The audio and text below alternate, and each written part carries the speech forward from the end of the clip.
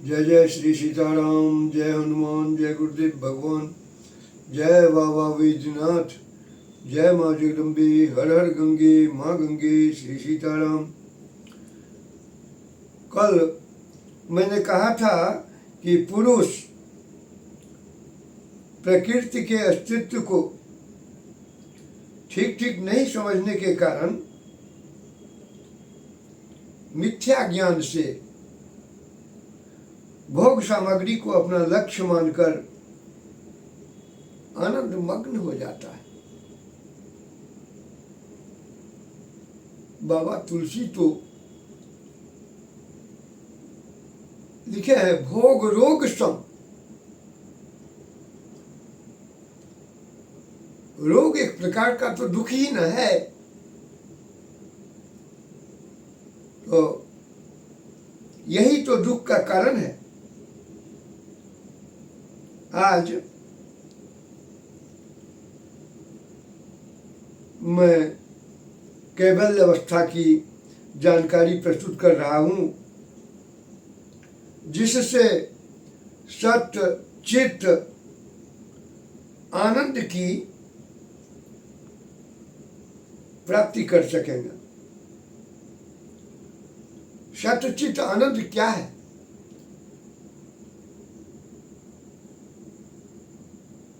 इसका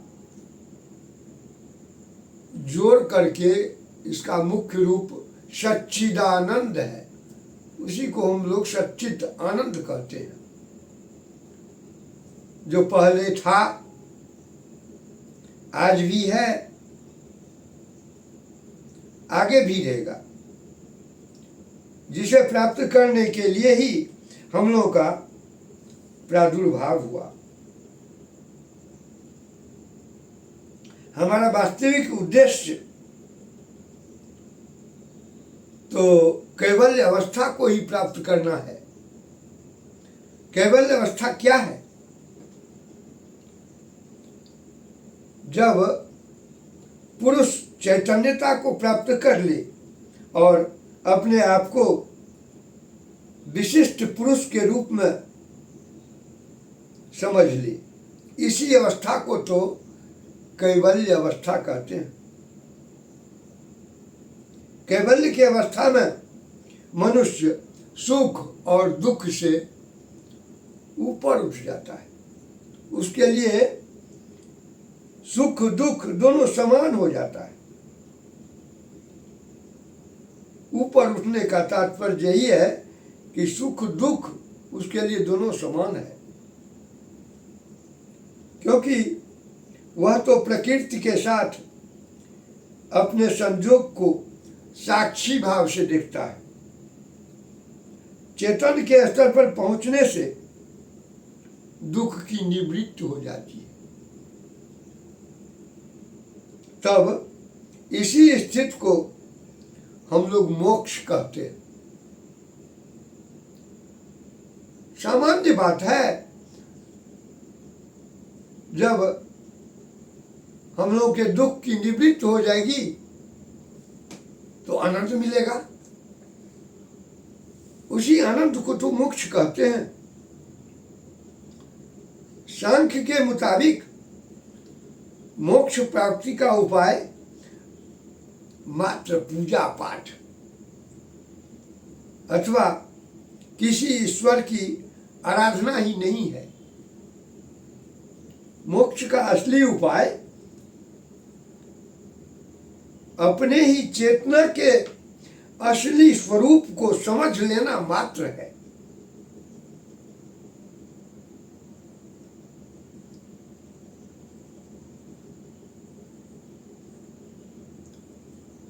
अब प्रश्न उठता है कि मनुष्य इस स्थिति को प्राप्त कैसे करेगा,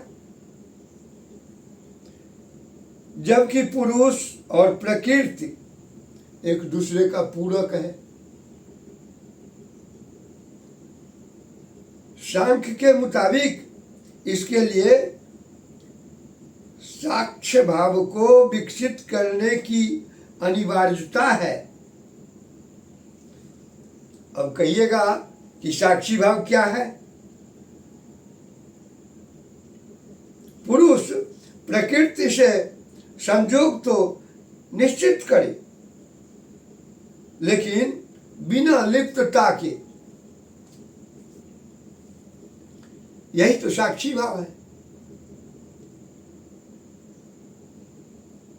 जिसमें आपका कोई स्वार्थ नहीं हो, दूसरे का हित करते हैं तो उससे कुछ बदला लेने की स्थिति नहीं रखिए। यही साक्षी भाव है।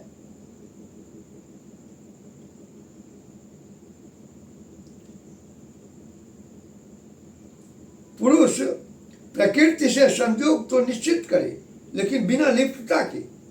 इसी संयोग के क्रम में पुरुष स्वतंत्र सत्ता के विषय में भी अपने चेतना को विकसित करे।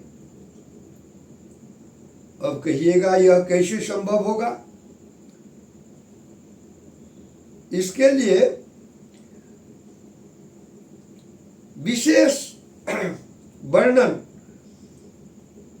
सांख्य से जुड़े हुए दूसरा दर्शन योग है। योग में इसका उपाय मिलता है। योग मात्र शरीर के लिए व्यायाम ही नहीं, अपितु कैवल्य प्राप्त करने के लिए 24 तत्वों से संयोग करने के लिए है, संतुलित करने के लिए है, ताकि पुरुष प्रकृति के विषय में चेतना प्राप्त कर सके। चेतना के उच्च स्तर पर जाकर पुरुष प्रकृति के संयोग को निर्लिप्त भाव से देखे। साक्षी भाव को विकसित करने के लिए सांख्य तर्क का सहारा भी लेते रहे। संक्षेप में सांख्य दर्शन मनुष्य के सभी ताप का कारण यही है कि पुरुष को प्रकृति के ज्ञान का अभाव है। यदि मोक्ष चाहते हैं तो पुरुष अपने स्वतंत्र सत्ता के विषय हो चेतना प्राप्त करे, अर्थात कैवल्य प्राप्त करे। इसके लिए प्रकृति के 24 तत्व के साथ पुरुष का संग और संयोग को समझना नितांत आवश्यक है। साथ ही योग, तर्क इत्यादि के संबंध साक्षी भाव भी विकसित करना आवश्यक है, ताकि पुरुष अपने स्वतंत्र सत्ता के विषय में संशय मुक्त हो सके। और इसी चेतना के लिए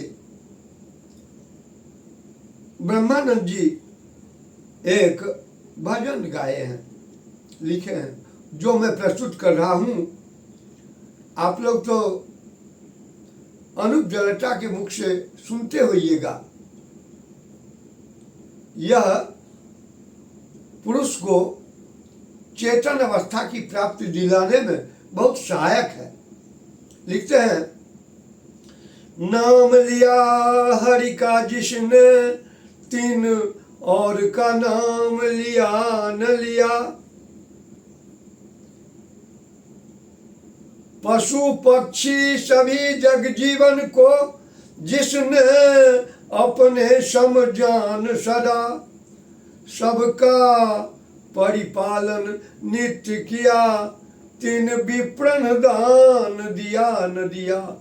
नाम लिया हरि का जिसने,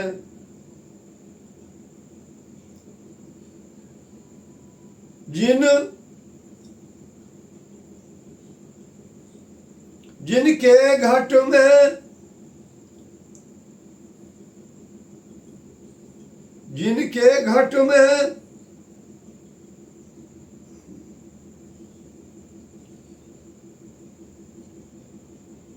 अर्थात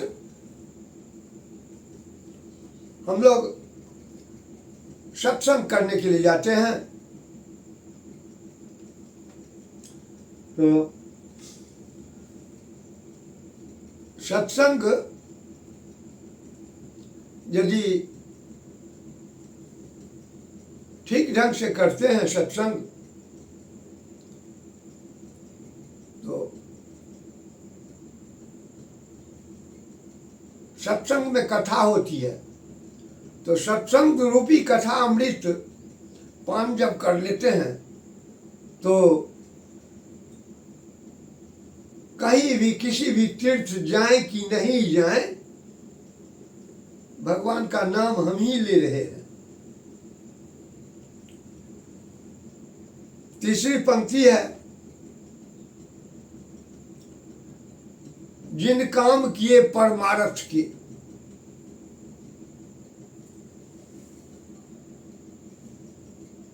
तन से, मन से, धन से, कर से,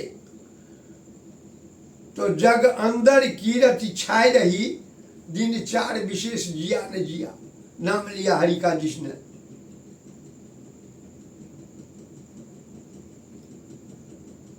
हम लोग गुरु से दीक्षा लेते हैं, गुरु से शिक्षा लेते हैं। दीक्षा लेने में मंत्र तो बहुत सूक्ष्म रहता है, छोटा सा मंत्र रहता है। कोई खड़ाक्षर मंत्र होता है, कोई द्वादश अक्षर का मंत्र होता है, उसकी दीक्षा लेते हैं। कोई शिव मंत्र लेते हैं, कोई शक्ति का मंत्र लेते हैं। तो उस संबंध में भी हमारे ब्रह्मानंद जी कहते हैं,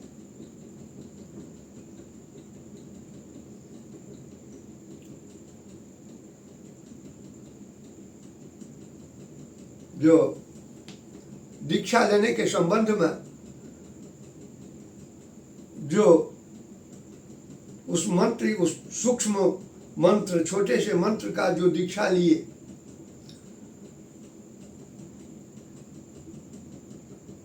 दीक्षा लेकर के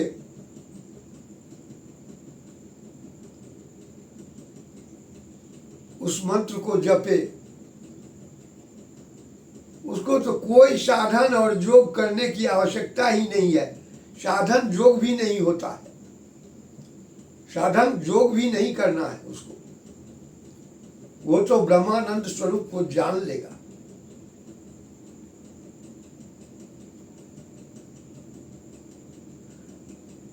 उसकी पंक्ति लिखे हैं, गुरु के उपदेश समागम से जिसने अपने घट भीतर में ब्रह्मानंद